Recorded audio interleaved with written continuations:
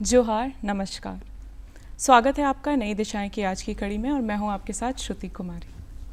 खाना ये एक ऐसा शब्द है जिसको सुन के सबके चेहरे पे मुस्कान आ जाती है। अब चाहे वो ठेले की पानी पूरी हो या फिर बिरयानी, स्ट्रीट फूड की तो बात ही कुछ और है। तो जब हम स्ट्रीट फूड की बात करते हैं तो हम हमेशा अपनी फैमिली और फ्रेंड्स के ऊपर काफ़ी विश्वास करते हैं कि हमें किस वेंडर का खाना खाना चाहिए। इसकी वजह से जब हम लोकल होते हैं उसके बाद भी हमें ये नहीं पता होता कि कौन सा स्ट्रीट वेंडर किस चीज़ के लिए फेमस है और कहाँ सबसे अच्छा खाना हमें मिल रहा है। तो आज हमारे साथ मौजूद हैं स्टूडियो में एक ऐसे गेस्ट जो स्ट्रीट वेंडर्स को ना केवल पहचान दिला रहे हैं जबकि उनकी तरक्की में भी काफ़ी मदद कर रहे हैं। तो स्वागत है आपका निश्चय श्रीवास्तव हमारे शो में। निश्चय ना सिर्फ एक टीचर हैं जबकि साथ में वो फूड व्लॉगिंग करते हैं और हमारे जो झारखंड है वहाँ के जितने फूड वेंडर्स हैं उनको एक अलग पहचान दिलाते हैं। तो निश्चय क्योंकि आप प्रोफेशनली एक टीचर हैं तो ये काफ़ी फूड व्लॉगिंग एक बहुत ही अलग सेक्टर है। तो इसमें आपका इंटरेस्ट कैसे आया और क्या इंस्पिरेशन थी आपकी जिससे आपने ये स्टार्ट किया? पिछले 3 साल से मैं ब्लॉगिंग कर रहा हूँ और एज अ टीचर मैं अपने प्रोफेशन से बहुत प्यार करता हूँ और मुझे ऐसा लगा कि कुछ रांची को अलग दिखाना चाहिए क्योंकि रांची में लोग जो है कैफ़ेज़ को, रेस्टोरेंट को बहुत ज़्यादा रिव्यू करते हैं पर स्ट्रीट फूड को कोई सपोर्ट नहीं करता था उतना ज़्यादा। तो वो वहीं से स्टार्ट हुआ, वो एक जर्नी स्टार्ट हुई स्ट्रीट फूड को सपोर्ट करने की और पिछले 3 साल से हम ब्लॉगिंग कर रहे हैं उसमें और लोग बहुत सपोर्ट कर रहे हैं, बहुत प्यार दे रहे हैं हमें। और जितने भी रांची के स्ट्रीट फूड वाले जो वेंडर होते हैं उन्हें भी बहुत अच्छा लगता है जब हम उनके यहाँ पे कैमरा लेके जाते हैं, माइक लेके जाते हैं, उनको शूट करते हैं, लोगों से पूछते हैं उनको कैसा लगा यहाँ का खाना, तो उनको भी वो बहुत अच्छा लगता है वहाँ पे। तो ये कैसे आपके मन में ख्याल आया एक दिन कि मैं अब ब्लॉगिंग करता हूँ, फूड ब्लॉगिंग करता हूँ, क्योंकि ये दोनों काफ़ी अलग एरियाज़ हैं और मतलब फूड ब्लॉगिंग अब थोड़ा पॉपुलर होना शुरू हुआ है। उससे पहले ये एक पॉपुलर चीज़ भी नहीं थी जहाँ लोग ना खाने के बारे में बात कर रहे हैं। तो आपके मन में कैसे ख्याल आया और किस दिन आपने सोचा कि आज मुझे ये करना है, आज से मेरे को इसकी शुरुआत करनी है? इसकी शुरुआत हुई थी 2 दिसंबर 2019 में स्टार्ट हुई थी जी। जैसा मैंने बताया आपको कि अगर कहीं हमें खाना खाने जाना होता है तो हम आजकल गूगल में चेक कर लेते हैं, इंस्टा पे चेक कर लेते हैं, उनका रिव्यू चेक कर लेते हैं। लेकिन स्ट्रीट फूड अगर कहीं हमें मिलता है और वो देखने में अच्छा भी हमें अगर लगता है तो उनके बारे में पता नहीं होता है खाने से पहले वो कैसा है, टेस्ट कैसा है, हाइजीन है कि नहीं वहाँ पे।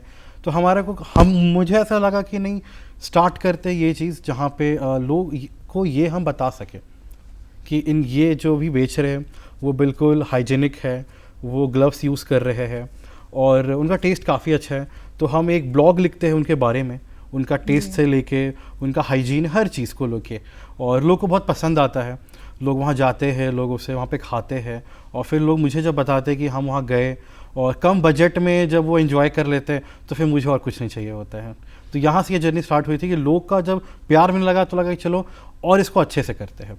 जी, तो आपके लिए ये हॉबी की तरह थी जो आपने? बिल्कुल, पहले हॉबी की टाइप की थी, अब ऐसा कि लाइफ एक हिस्सा बन गया है और अब मैं इसे एंजॉय करता हूँ। लोग मुझे मिलते हैं, लोग मुझे खुद बताते हैं कि आप जब मेरे कॉलोनी में एक गोलगप्पा वाले हैं, बहुत अच्छा गोलगप्पा बनाते हैं, आप आके भाई वहाँ पे शूट करो। तो उनका मन रखने के लिए हम जाते हैं बिल्कुल वहाँ पे, और जब वो भी देखते हैं कि हम उनके शॉप में आए और उनको बहुत अच्छा लगता है ये सब चीज़, तो मुझे भी बहुत अच्छा फील होता है वहाँ पे। तो मतलब ये जो आपकी जर्नी थी ये काफ़ी इंटरेस्टिंग है कि आपने कैसे एज अ हॉबी स्टार्ट करा कि आपको खाना पसंद है तो आप उसके बारे में लिखने लग गए, और फिर लोगों के रिस्पॉन्स पे कि लोगों को कितनी मदद हो रही है आपके उस ब्लॉग से कि आप उनको खाने के बारे में बता रहे हैं, लोग वहाँ जा पा रहे हैं और वो टेस्ट कर पा रहे हैं।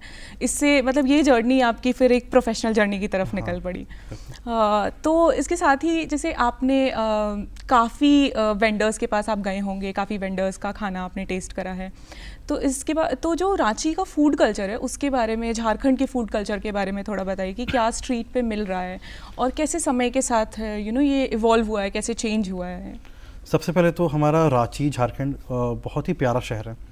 यहाँ मतलब गली गली में लोग बहुत अच्छे अच्छे चीज़ बेचते हैं खाने के लिए। तो कहीं ना कहीं रांची में जो लोगों को बहुत पसंद है, सुबह उठ के लोग चाहते हैं कि कचौड़ी सब्जी वो खाए, धुसका खाए। और आजकल अगर आप रांची से थोड़ा आउटर निकलेंगे, जैसे आपको जोना फॉल हो गया, ये सब जगह, तो वहाँ पे आजकल जो छोटे छोटे लाइन होटल होते हैं वहाँ पे उन्होंने स्टार्ट किया हुआ है मटन चावल। तो लोगों को बहुत अच्छा लगता है कि अगर हम एक पूरा फैमिली ट्रिप करते हैं तो सुबह से शाम तक रांची में हमें बहुत कुछ खाने के लिए मिल जाता है। उसमें हमारे पास शाम के लिए भी मोमोज़ है, चिकन है, ये सब आइटम्स आपको बिल्कुल मिल जाता है। पर कहीं ना कहीं जो लोग कनेक्टेड है वो आज भी आपको मटन चावल, धुसका, यही सबसे कनेक्टेड है आज भी। जी, तो मतलब रांची में लोगों की सुबह की शुरुआत ढुसका और कचौड़ी से होती है जी। और अंत वो मटन चावल के साथ मटन चावल के हैं साथ ही दिन वो का। करते हैं, बिल्कुल। जी, तो मीठे में रांची में क्या कल्चर है? मीठे में लोग क्या खाना पसंद करते हैं? स्ट्रीट्स पे क्या अच्छा मिल रहा है उसके? जलेबी जो है यहाँ का बहुत फेमस है, अलग अलग जगह का बहुत फेमस है। तो आप मतलब जो भी यहाँ के लोग होते हैं वो जैसे ऑफिस से निकलते हैं तो वो घर जाने टाइम जलेबी ये सब जो है लेके जाते हैं। यहाँ बहुत फेमस है। सॉफ्टी यहाँ पे मिलता है, तो वो मेवाड़ प्रेम हो गया, ये सब चीज़ बहुत यहाँ फेमस है। तो लोग ये सब ट्राई करना चाहते हैं यहाँ पे। जी, तो मतलब आपने एक फूड की जर्नी बताई कि कैसे लोगों के दिन की जर्नी बनती है फूड की, शुरू किसी और चीज़ से करते हैं, अंत किसी और चीज़ से करते हैं। उसके अलावा जब आप निकलते हैं कि आपको एक स्ट्रीट वेंडर को फीचर करना है, तो आप ये चुनाव कैसे करते हैं कि मुझे इस स्ट्रीट वेंडर को अपने पेज पे एक प्लेटफॉर्म देना है, इनको एक पहचान दिलानी है? तो इसका कोई क्राइटेरिया है जो आपने सेट करके रखा है, या क्या है जिसके थ्रू आप ये सिलेक्शन करते हैं? कोई ऐसा कुछ ये नहीं है कि मतलब उनको ही जाके सपोर्ट करना है। हम पहले ये देखते हैं कि अगर जिनको ज़रूरत है, जिनके स्टॉल में लोग नहीं है उतना ज़्यादा, हम एक या दो कुछ वहाँ पे आइटम्स टेस्ट करते हैं। अगर हमें लगता है कि हाँ हाइजीनिक है, लोगों को बताना चाहिए कि आप यहाँ के ट्राई करो, तभी हम उनको जो है ये जगह को शूट करते हैं और फिर उन्हें अपने पेज पे हम दिखाते हैं लोगों को। जी, तो मतलब आपका मेजर फोकस ये होता है कि जो लोग स्ट्रगल कर रहे हैं, जो वेंडर्स हैं, जो लोग स्ट्रगल करते हैं। और आजकल ऐसा है कि जब से कोविड के बाद जब से लोग वापस आ चुके हैं तो बहुत बार जॉब नहीं है, तो हाथ एक ऐसा चीज़ होता है जिसमें खाने का एक बहुत अच्छा कला होता है। तो लोग कहीं ना कहीं अपना छोटा छोटा स्टॉल लगाते हैं और उनको सपोर्ट करना चाहिए, बिल्कुल हर आदमी को करना चाहिए। क्योंकि देखिए फैंसी रेस्टोरेंट ये सब तो हर आदमी अफोर्ड नहीं कर सकता है। तो वो जो छोटे से स्टॉल में जो लोगों को मिल जाता है वो बेस्ट खाना होता है मेरे हिसाब से। तो अब मतलब ऐसा है कि आप 100 रुपये में आप रांची में आप 3 टाइम का खाना भी खा सकते हैं। जी, तो बिल्कुल सही बात है। तो क्योंकि आप काफ़ी वेंडर्स के पास जाते हैं, उनसे बातें करते हैं, तो आपको उनकी चुनौतियों के बारे में काफ़ी पता होगी कि क्या स्ट्रगल्स हैं जो वो वेंडर्स देख रहे हैं, और जो सोसाइटी है हमारी वो कैसे मदद कर सकती है उनको ये सारी चुनौतियों से का सामना करने में। और आप पर्टिकुलरली क्या कर रहे हैं कि जो वेंडर्स हैं उनके सारे स्ट्रगल्स को वो कैसे टैकल करें, कैसे अपनी परेशानियों को दूर करें? सबसे पहले तो रांची का जो सबसे बड़ा फूड हब हुआ करता था वो मुराबादी हुआ करता था, जो अब नहीं रहा।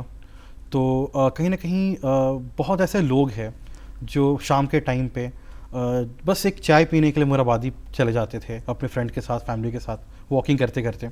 तो अब वो चीज़ नहीं है रांची में। तो कहीं ना कहीं उनके लिए एक बहुत बड़ा वो स्ट्रगल हो चुका है कि दोबारा वो बिज़नेस अपना जमाना कहीं पे। जी, और आजकल ऐसा हो गया है रांची में कि आप कहीं भी आप रोड के साइड में स्टॉल नहीं लगा सकते हैं। नगर निगम जो है वो आते हैं और वहाँ से स्टॉल हटा देते हैं। तो उनके लिए एक बहुत बड़ा वो एक इशू है। तो कहीं ना कहीं मुझे ऐसा लगता है कि अगर वो एक नए जगह पे जा रहे हैं तो सबसे पहले नए लोग जो कि अगर वहाँ पे बहुत साल से रह रहे तो वो कुछ नया ट्राई नहीं करना चाहते, उनको अपना एक दो जगह पता है, वो वहीं जाकर कुछ ना कुछ खाना चाहते हैं। तो उनके लिए स्ट्रगल वहीं से स्टार्ट हो जाता है कहीं ना कहीं कि हम अगर कहीं पे कुछ लगा रहे हैं नया, कुछ अगर स्टॉल लगा रहे हैं तो लोग वहाँ नहीं जा रहे हैं खाने के लिए। तो फिर हमारा वहाँ पे यही सपोर्ट रहता है कि उनको हम ये बताएं।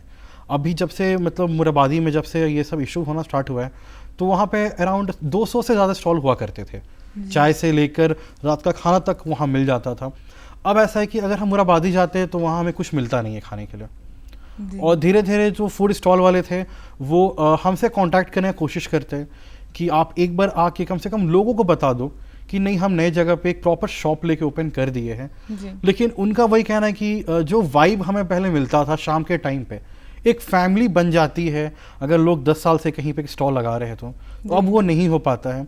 तो नए लोग से वो जुड़ रहे हैं, लेकिन उनको पुराने लोग जो होता है, लोग अपने होते हैं ना, उन्हीं से सबसे ज़्यादा सबको प्यार होता है। तो वो एक है, वो उनको वो चाहिए। और हमारा कोशिश है बिल्कुल वो चीज़ कि हम उनको अच्छे से अपने पेज में फीचर करें और लोगों को बताएं कि ये बंद नहीं हुआ है, कोविड ख़त्म हो चुका है और आज भी जो उनका नया स्टॉल है वो ओपन हो चुका है और एक अच्छे जगह पे ओपन है। जहाँ पे वो हर चीज़ मेंटेन करते हैं, हाइजीन हो गया, साथ ही साथ मास्क लगा के फूड बनाना, सैनिटाइज़र यूज़ करते हैं। तो वो मुझे बहुत अच्छा लग रहा है देख के कि हाँ, आजकल फूड स्टॉल्स वाले भी जो है, जो वेंडर है, वो भी ये चीज़ को समझ रहे हैं कि जो भी लोग हमारे यहाँ खाना खाने आएंगे उनको भी ये सब सेफ्टी देना होगा, तभी वो आ जी। सकते हैं हमारे पास। ये आपने जो मोराबादी के वेंडर्स की बात करी, ये बहुत अच्छी बात करी, क्योंकि वहाँ पे जो स्टॉल्स लगते थे उसमें कोई डिफरेंस नहीं होता था कि कौन आ रहा है कौन नहीं। बड़े हाँ, बच्चों से लेकर बड़े बच्चे बूढ़े बिल्कुल। बूढ़े तक सारे लोग वहाँ आते थे और सबके टेस्ट को केटर करता था वो जगह। वहाँ सब कुछ मिलता था, ऐसी हाँ। कोई चीज़ नहीं थी जो वहाँ खाने में नहीं मिलती थी। तो आपका जो ये मिशन है जिसमें आप मोराबादी के वेंडर्स को ढूंढ रहे हैं, उसको वापस से नई पहचान दिला रहे हैं कि वहाँ शायद मोराबादी से उनका वो हट गया हो, ठेला हट गया हो, बट जहाँ भी वो हैं वहाँ पे भी वो सेम ही चीज़ें खिला रहे हैं लोगों को। तो ये जो मैसेज आप पहुँचाने की कोशिश कर रहे हैं, ये काफ़ी खूबसूरत है कि आप मतलब मेरे जैसे लोग जो मैंने कभी किसी एक ठेले पे मोमो खाया होगा, मुझे बहुत अच्छा लगा, पर अब मुझे नहीं पता कि वो कहाँ है ठेला। तो ऐसे बहुत सारे लोग हैं जो काफ़ी टाइम बाद आते हैं रांची और वो ढूंढते हैं कि हम कहाँ ढूंढें उस मोमो वाले को, या फिर कहाँ ढूंढें उस पानी पूरी वाले को जिसका हमने कभी खाया था और अब वो नहीं मिल रहा। तो ये जो आपका मिशन है वो बहुत ही ज़्यादा अच्छा है कि आप लोगों तक वो वेंडर्स को पहुंचा रहे हैं। उसके अलावा मैं ये जानना चाहती थी कि आपके पास क्या, जैसे बहुत सारे वेंडर्स हैं जिसको आपने कवर करा हो, तो कोई ऐसी स्टोरी किसी वेंडर की जो आप शेयर करना चाहते हैं? बिल्कुल। एक 15 साल का एक बच्चा था, मोराबादी में लगाता था अपना टी स्टॉल एक लगाता था। उसने मतलब उस 15 साल की एज में उसने वहाँ पे फर्स्ट टाइम रांची में, जहाँ तक मुझे पता है, उसने चॉकलेट चाय, तंदूरी चाय उसने स्टार्ट किया था। और हम लोगों ने उसका वीडियो बना के रील में डाला था। और जब मैंने सुबह उठ के रील देखा तो उसमें 1 लाख से ऊपर व्यूज़ था उस समय। और जब मैं दोबारा शाम में वहीं स्टॉल पे गया तो मैंने ही रील शूट किया था, पर मुझे वहाँ पे उस दिन चाय नहीं मिल पाया था क्योंकि लोग बहुत वहाँ पे आ रहे थे। और उस बच्चे को मैंने देखा है, ग्रो करते हुए मैंने देखा। और पर अब ऐसा हो गया कि मैं भी कुछ दिन पहले उसके पास वहाँ पे गया था, तो उसने एक छोटे से ठेले में दोबारा अपना स्टार्टअप किया है। तो मैंने पूछा कि तुम तंदूरी चाय दोबारा क्यों नहीं बेचते हो? तो वो बोला कि भैया जो 2 साल कोविड था, हमने पैसा सब कुछ जो है उसी में अपना घर ये सब में लगा दिया, तो हमें पैसा नहीं है, हम अभी स्टार्ट फिर से कर रहे हैं सब कुछ। तो कहीं ना कहीं वो एक 15 साल के बच्ची की जो जर्नी है वो मतलब मेरे दिल के सबसे मतलब करीब है, क्योंकि मैंने उसको ग्रो करते हुए मैंने अपने आंखें सामने देखा हुआ है। तो वो मुझे एक लगता है बहुत अच्छा स्टोरी है उनका। तो ये तो बात हो गई जहाँ आप व्लॉगिंग करते हैं और अपने वीडियोस के थ्रू मैसेज पहुँचाते हैं, लोगों को बताते हैं, उनको एक प्लेटफॉर्म देते हैं जिसके थ्रू वो बता सकें कि हम ये चीज़ें बेच रहे हैं, ये खाने में भी काफ़ी टेस्टी है, साथ में हम हाइजीन भी मेंटेन करते हैं। बट क्या उसके अलावा कोई ऐसा इनिशिएटिव है जो आप बिहाइंड द कैमरा कुछ ऐसा कर रहे हैं जिसमें आप स्ट्रीट वेंडर्स को सपोर्ट कर रहे हैं? सबसे पहले तो हम लोग मैं एक NGO से खुद छोड़ा हुआ हूँ, ठीक है। और मुझे ये ऐसा लगता है कि अगर हम कहीं कुछ शूट करते हैं, हम कुछ खा रहे हैं, तो कहीं ना कहीं मुझे ऐसा लगता है कि हम जब वहाँ खुद डस्टबिन चेक करते हैं, देखते हैं अगर कुछ हम फेंकने जा रहे हैं, तो मैं यही देखता हूँ कि लोग पूरा खाना नहीं खाते, वेस्टेज होता है खाना का, हर जगह होता है। शादी पार्टी में भी आजकल होने लगा है। तो मैं खुद एक NGO में जुड़ा हुआ हूँ और जहाँ पे मैं यही कोशिश करता हूँ कि जो भी वहाँ पे शादी या जो भी उससे पहले खाना वहाँ आता है, तो मैं लोगों से भी यही चाहता हूँ कि अगर आप 500 आदमी खाना बनवाते हो, 100 आदमी का और बनवा दो, ताकि उसमें और भी जितने गरीब लोग हैं वो कम से कम एक टाइम का अच्छा मील एक जो है उन्हें मिल सके। उन्हें भी तो पता होना चाहिए ना कि पूड़ी का टेस्ट क्या होता है, बिरयानी का टेस्ट क्या होता है। तो वो एक मेरा है कि मैं NGO के साथ मैं ये काम करता हूँ। जी। तो आपने इस बारे में बताया कि कैसे एक जो फूड वेस्टेज है एक बहुत बड़ा प्रॉब्लम बन रहा है हमारे देश के लिए, और कुछ ऐसे तबके के लोग हैं जिनको खाना नहीं मिल रहा, कुछ हैं जो बहुत वेस्ट कर रहे हैं। तो जो स्ट्रीट वेंडर का पूरा रोल होता है इसमें बहुत आई थिंक बहुत इंपॉर्टेंट रोल होता है, क्योंकि उनका जो खाना है वो बहुत एक्सेसिबल है, अफोर्डेबल है, लोगों तक बहुत ईजिली कोई भी अफोर्ड कर सकता है। तो ये जो आपका रोल है इसमें, ये आप कैसे प्ले करते हैं कि लोगों तक ये मैसेज पहुंचे कि ये स्ट्रीट वेंडर्स हैं जो आपको सस्ता अफोर्डेबल खाना पहुंचा रहे हैं? तो इसके लिए आपका मतलब इसमें आपका क्या कंट्रीब्यूशन है? सबसे पहले तो इसमें है कि जितने भी लालपुर में हमारे हॉस्टल है, उनके स्टूडेंट मुझे बहुत हेल्प करते हैं इस चीज़ के लिए, क्योंकि मंथ के एंड में जो हॉस्टल में रहते हैं उनके पास 100-200 रुपये बच जाते हैं केवल। तो कहीं ना कहीं वो मुझे मैसेज करते हैं कि कोई ऐसा जगह है रांची में जहाँ पे हम कम पैसे में कुछ खा सकें। वहाँ से ये चीज़ वहाँ से स्टार्ट हुआ था। तो फिर मैं 2-3 जगह गया तो मुझे जो रांची के जो स्ट्रीट स्टॉल्स होते हैं उन्होंने मुझे बताया कि नहीं, हम टिफ़िन सर्विस भी देते हैं, जहाँ पे हम एक दिन का खाना जो है 35 रुपीज़ में से स्टार्टिंग करते हैं और वो 100 रुपीज़ तक जाता है। तो कहीं ना कहीं वहाँ से ये चीज़ स्टार्ट हुआ था और ये बहुत अच्छा जा रहा है। अभी भी लोग बहुत पसंद करते हैं कि 100 रुपये में वो खाना खा लेते हैं। और स्ट्रीट जितने भी वेंडर हैं उनको बहुत सपोर्ट होता है कि उनके पास रांची के और भी जितने स्टूडेंट हैं उनको वो सपोर्ट करते हैं, क्योंकि उनके पास पैसा उतना नहीं बचता है जी। पढ़ाई के बाद उतना पैसा नहीं बचता और उन्हें भी हक है कि अगर मंथ में एक बार जाके हम बाहर पार्टी करें, तो अगर बहुत पैसा नहीं है मेरे पास तो हम कम पैसे में भी एक अच्छा खाना अफोर्ड करके, और जो हमारे रांची के जितने भी स्ट्रीट वेंडर्स हैं वो बिल्कुल ये चीज़ कर रहे हैं कि कम पैसे में आपको हर चीज़ वो दे रहे हैं वहाँ पे। जी, आई थिंक इसके अलावा कई बार ऐसा भी होता है कि जो प्रोफेशनल्स होते हैं, जो लेबर के जो लोग हैं, या फिर इनफैक्ट जो 4th ग्रेडर एम्प्लॉयज़ हैं जो ये सारे काम कर रहे हैं, वो जब सुबह निकलते हैं, स्पेसिफिकली वो जो अपनी फैमिली के साथ नहीं रहते हैं, अकेले रहते हैं, तो उनके लिए भी स्ट्रीट वेंडर्स बहुत बड़ा रोल प्ले करते हैं कि आप घर से निकल रहे हैं और आपको सुबह का नाश्ता बनाने वाला कोई नहीं है, आप बना नहीं सकते घर में, इतना समय नहीं है कई बार, तो वो स्ट्रीट वेंडर जो है ना वो एक बहुत बड़ा गैप आई थिंक फिल करते हैं। बिल्कुल, और वो एक जान पहचान भी हो जाता है कुछ टाइम के बाद, उन्हें भी मालूम चल जाता है कि हमें कौन सा टेस्ट चाहिए होता है, तो वो बिल्कुल है। और रांची में है ऐसा बहुत सारा जगह है जहाँ पे सिर्फ कचौड़ी सब्जी भी नहीं, डोसा, इडली, ये सब भी मिलता है। और सुबह का नाश्ता लोग चाहते हैं कि अच्छा हो, क्योंकि शुरुआत वहीं से स्टार्ट होती है हर चीज़ की। तो रांची में बहुत सारे ऐसे प्लेसेस हैं जो सुबह का नाश्ता हो या दिन का खाना हो, सब कुछ बहुत अच्छा आपको मिलता है जी। तो वो एक उनके लिए भी काफ़ी कन्वीनियंट हो जाता है कि हमने सुबह वहाँ नाश्ता किया, वो उतना महंगा भी नहीं पड़ा हमारे लिए, कॉस्ट इफेक्टिव हो गया, उसके बाद फिर हम अपनी पूरा दिन चला सकते हैं। तो ये स्ट्रीट वेंडर्स की काफ़ी खूबसूरत बात है कि आपको ज़्यादा पैसे स्पेंड करने की ज़रूरत नहीं है और आप कम पैसे में काफ़ी अच्छा खाना खा सकते हैं। और ये जो आप मतलब स्ट्रीट वेंडर्स को उस तरीके से प्रमोट कर रहे हैं, ये भी काफ़ी अमेजिंग है। उसके अलावा मैं ये समझना चाहती थी कि आपने दिसंबर में बताया, आपने दिसंबर 2019 में शुरुआत की थी इसकी, और मार्च 2020 में एक लॉकडाउन हुआ था हमारे देश में, जिसकी वजह से आई थिंक ऐसे स्ट्रीट वेंडर्स काफ़ी इनकी जो आय का पूरा स्रोत था वो चला गया। जो जनरल दुकानें होती हैं उसको तो हमने एसेंशियल्स में डाला था, पर स्ट्रीट वेंडर्स के लिए कुछ ऐसा एसेंशियल नहीं था, तो उनको घर वापस जाना पड़ा।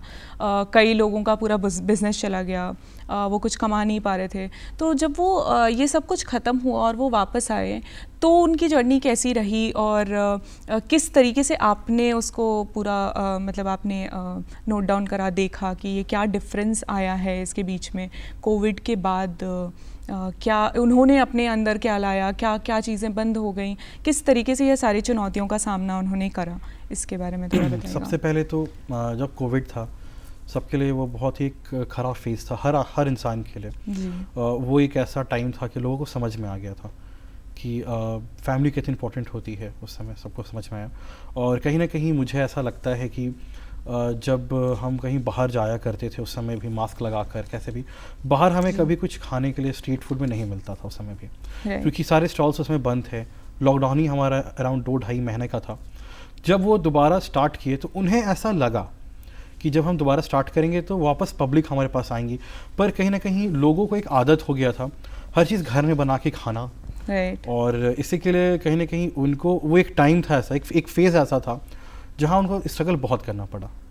फिर जैसे जैसे वो ग्रो करना स्टार्ट किए, सेकंड लॉकडाउन अपने आप आ गया वहाँ पे अप्रैल 2021 में, वापस ये स्ट्रगल दोबारा उनके लिए स्टार्ट हो गया था।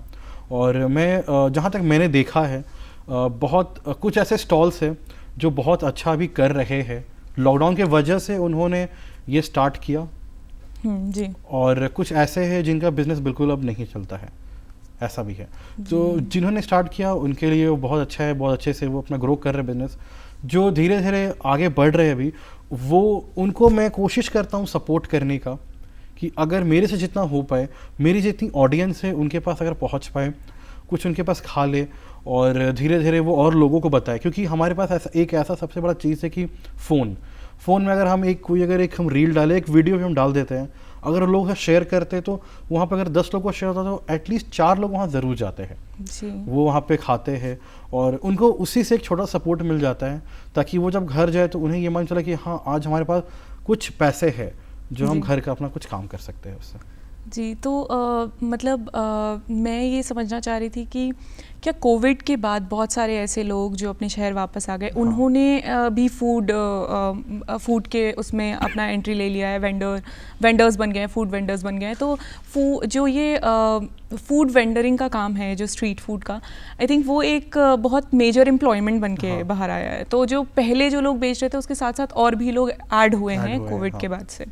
जी, तो मतलब इसमें भी काफ़ी आई थिंक काफ़ी कंपटीशन भी हो गया है कि हाँ बिल्कुल कंपटीशन बहुत हो गया है। हाँ कि कौन सा, तो इसमें टेस्ट और हाइजीन आई थिंक बहुत बड़ा रोल प्ले कर रहा है कि आप कितना अच्छा टेस्ट प्रोवाइड करा रहे हैं कम पैसों में, साथ में कितनी हाइजीनिक है, क्योंकि आपने जैसे बताया कोविड के बाद लोग बहुत कॉन्शियस हो गए हैं कि हम बहुत साफ़ सुथरा खाना खाएं, बीमार ना पड़ें, तो ये एक बहुत बड़ा रोल प्ले कर रहा है कि आप कितने साफ़ सुथरे तरीके से खाना बना रहे हैं अपने ठेले पे। इसके अलावा मैं एक और चीज़ समझना चाह रही थी कि हमारे पास इतने स्ट्रीट वेंडर्स हैं और इसमें जो गवर्नमेंट है वो क्या रोल प्ले करती है, उनको किस तरीके से मदद प्रोवाइड कराती है गवर्नमेंट? अभी जैसा मैं देख रहा हूँ कहीं ना कहीं जो रांची के जितने स्ट्रीट स्टॉल थे वो अब है ही नहीं वहाँ पे, क्योंकि वो उनको वहाँ से हटाया जा रहा है। तो मुझे ऐसा लगता है कहीं ना कहीं अगर गवर्नमेंट उन्हें एक प्रॉपर एक जगह दे दे जहाँ पे वो अपना खुद का स्टॉल लगा सके, क्योंकि जब कैफ़े के लिए, जब रेस्टोरेंट के लिए लोग अगर एक शॉप ले सकते हैं तो कहीं ना कहीं गवर्नमेंट को ऐसा करना चाहिए, क्योंकि स्ट्रीट फूड एक ऐसा चीज़ है जो सबके लिए एक ज़रूरत है जी। हर आदमी अफोर्ड नहीं कर सकता है कि वो 1000 रुपये खाना कहीं भी खा सके जी। तो कहीं ना कहीं मुझे ऐसा लगता है कि लोगों को एक बार एक ऐसा जगह मिलना चाहिए जहाँ पे वो अपना खुद का स्टॉल लगा सके और लोग वहाँ पे आए और उनके पास हर लाइसेंस हो, हर चीज़ का कोई उनको इशू ना हो, साल भर में कुछ पेमेंट, कुछ टैक्स पे करना हो, वो बिल्कुल वो करेंगे। उनके पास एक प्रॉपर एक छत रहेगा तो उन्हें पता है कि हाँ मैं रात में एक चैन का नींद ले सकता हूँ। क्योंकि आजकल ऐसा हो गया है कहीं ना कहीं पे कि लोग ऐसा करते हैं, स्टॉल लगाते हैं, पर उन्हें एक डर मन में लगा हुआ रहता है कि कहीं अगर नगर निगम गाड़ी आएगी वो वहाँ पे स्टॉल हटा देंगी, तो वो एक इशू है वहाँ पे। अच्छा, तो गवर्नमेंट की तरफ से कोई स्कीम्स हैं जो इनके लिए चल रही हैं, कोई ऐसी पॉलिसीज़ हैं या कोई पॉलिसी जो आप कहते हैं कि गवर्नमेंट को लानी चाहिए अपने पास? बिल्कुल लानी चाहिए, बिल्कुल अभी लानी चाहिए और बहुत अगर जल्दी आ जाए तो ज़्यादा अच्छा है, क्योंकि कहीं ना कहीं अभी ऐसा जो समय चल रहा है कि इस स्ट्रीट फूड एक ऐसा एक इम्पॉर्टेंट पार्ट सबके लाइफ का हो गया है कि मतलब अगर हम दिन में कहीं ऑफिस से बाहर लंच करने भी जाए तो वो खुद चाहते हैं कहीं हम एक रोड साइड में एक अच्छे से बैठ के कुछ एक खाना खा ले। तो कहीं ना कहीं स्कीम उनके लिए आ रही है, बहुत सारी स्कीम अभी आने वाली है और वो आएंगी तो ज़्यादा अच्छा रहेगा ताकि उनको एक अच्छा सपोर्ट मिल सके। आपकी कोई एडवाइस है लोगों के लिए जो आप देना चाहते हैं ताकि जो मेरे जैसे लोग हैं या फिर इन जनरल जो अपलिफ्ट करना चाहते हैं ऐसी कम्युनिटीज़ को, ऐसे स्ट्रीट वेंडर्स को अपनी कम्युनिटीज़ में, पर उनको पता नहीं है कि वो कैसे कर सकते हैं, तो कोई एडवाइस जो आप लोगों को देना चाहते हैं? एक छोटी सी एडवाइस यही रहेगी मेरी कि सबसे पहले तो अगर हम जैसे कहीं बाहर खाने जा रहे हैं तो क्यों ना हम एक बार ये भी सोच के देखें कि जो छोटे छोटे ठेले लगे हुए हैं साइड में, हम उनके पास भी वो ट्राई कर सके जी, और वो वहाँ से स्टार्ट हो सकता है जी, वो वहाँ से एक छोटा सा चीज़ स्टार्ट हो सकता है। अगर ये चीज़ हो जाए कभी भी स्टार्ट तो बहुत अच्छा रहेगा कि हम अगर पूरा फैमिली कहीं बाहर जा रहे खाने के लिए तो एक प्रॉपर एक फूड हब हो जहाँ पे हम वहाँ बैठ के वहाँ पे, क्योंकि देखिए फूड एक हब एक ऐसा चीज़ होता है जहाँ पे आपको एक ही जगह पे सब कुछ मिल सकता है जी। ये आपने बहुत अच्छी बात बताई और साथ में आपने हमें बताया कि कैसे स्ट्रीट वेंडर्स कोविड के बाद और काफ़ी चेंजेस आए हैं स्ट्रीट वेंडर्स के बीच में, और रांची का जो फूड कल्चर है वो कितना इवॉल्व है, कितना अलग है। हम शुरुआत किसी और चीज़ से करते हैं, अंत किसी और चीज़ से करते हैं, और ये सिर्फ लिमिटेड नहीं है कि झारखंड का जो ट्राइबल फूड क्विजीन है वो यहाँ मिलता है, यहाँ पे हम सब कुछ एक्सप्लोर कर सकते हैं। तो आज आपने काफ़ी कुछ जाना स्ट्रीट वेंडर्स के बारे में, आप कैसे पर्सनली उनको मदद कर सकते हैं। तो अब हम आपसे मिलेंगे अगली कड़ी में, तब तक के लिए जोहार, नमस्कार।